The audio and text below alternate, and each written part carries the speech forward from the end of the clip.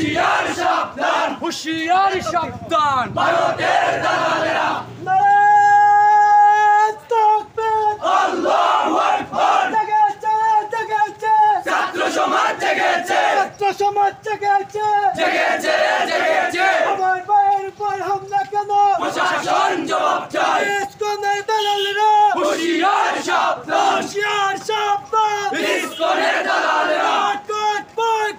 ISKCON boycott.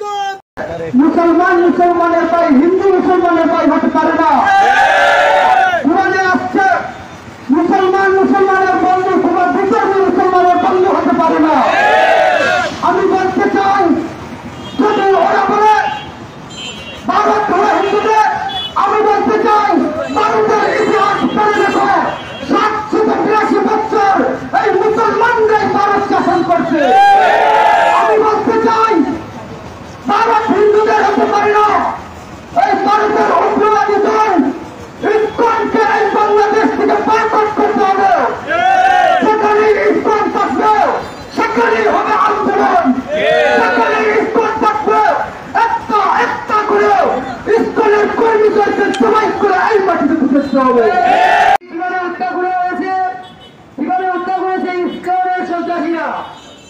আমি ISKCON নিয়ে যখন রিসার্চ করছিলাম তখন দেখলাম তারা মাত্র 58 বছর আগে প্রতিষ্ঠিত হয়েছে। তাদের প্রতিষ্ঠিত দেশ হচ্ছে আমেরিকা।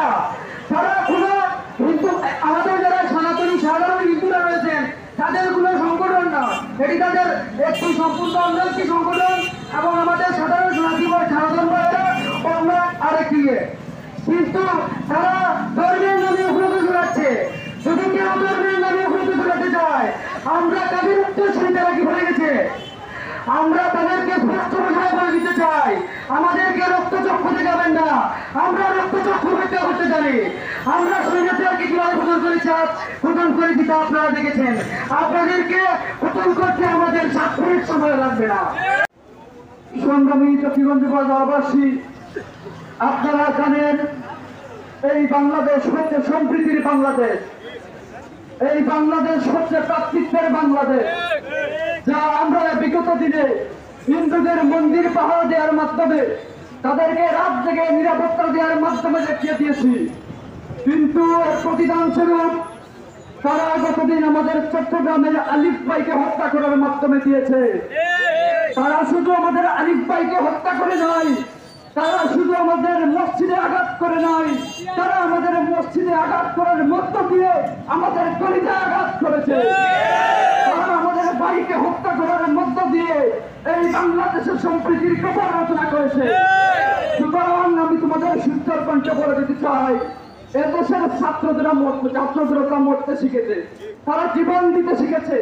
এদেশে যদি আল্লাহু আকবারের ধ্বনি একবার উঠে, তোমরা যে নিতে গিয়ে পড়বে, এখানে টিকতে পারবে না। সংগ্রামী উপস্থিতি, আমি বাংলাদেশ সরকারের প্রতি তার আহ্বান রাখতে চাই, আমাদের আলিফ ভাইকে যারা হত্যা করেছে, যারা আমাদের মসজিদে আঘাত করেছে, তাদেরকে দৃষ্টান্তমূলক শাস্তির আওতায় আনতে হবে। পাশাপাশি আমি আমাদের এলাকার হিন্দু ভাইদের উদ্দেশ্যে বলতে চাই, আমরা হিন্দু বিদ্বেষী না, আমরা সন্ত্রাস বিরোধী, আমরা অপকর্মের বিরোধী। সুতরাং তোমরা ভয় পাওয়ার কোনো কারণ নাই, তোমাদেরকে মুসলমান কোনদিনও ক্ষতি করবে না ইনশাআল্লাহ।